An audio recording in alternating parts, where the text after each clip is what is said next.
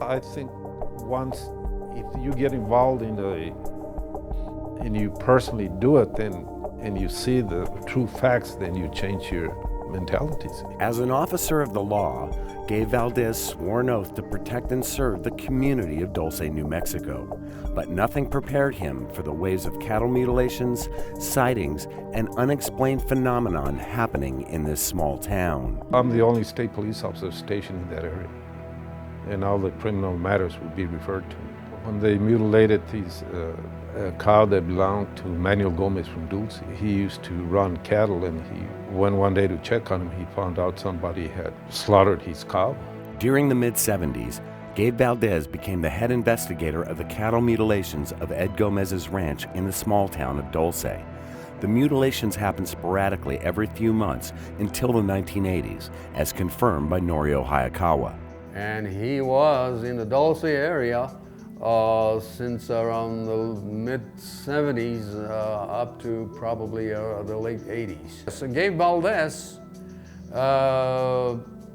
told me that he agreed to a theory of mine, which is to say that there is something over there and it may not involve physical aliens. And we could see where the animal was lifted up from its legs, because it had clamp marks on the legs, and their legs were broken.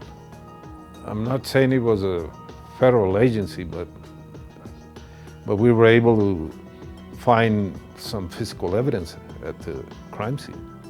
Gas masks, glow sticks, and some type of instrument that they were monitoring or whatever it was for. We couldn't determine what it was for, because it had to be some advanced scientists that knew what they were working on. Aluminum residue, tiny particles of aluminum, and they were finding them when they were mutilating cattle up there at the sheriff's office. But we also found them here in New Mexico, in its radar shaft. These tiny slivers of aluminum and other metals called radar shaft were found on and around the mutilated cattle. They disrupt radar frequencies for aircraft during covert operations.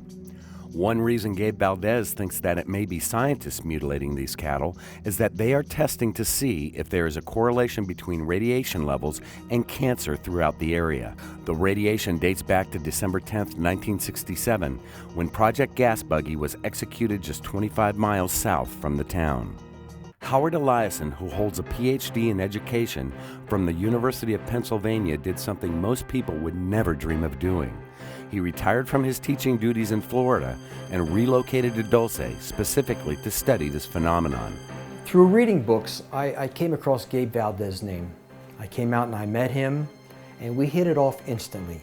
We had a common interest, and not only it was UFOs and cattle mutilations and whatnot, to find out why there is so much cancer in this area. And we thought that maybe it was because of the gas buggy that was nearby here. They exploded, years ago exploded a nuclear device 4,000 feet below the ground. And the UFOs, and this is the hot spot for it all. And that's how I found out about it, basically through Gabe Valdez. Now, what I've seen in all these years, that the physical evidence that we found and the advanced technology that's going on, that's part of it. A full history of Dulce will be featured in the next issue of Open Minds magazine. Go to openminds.tv for more information.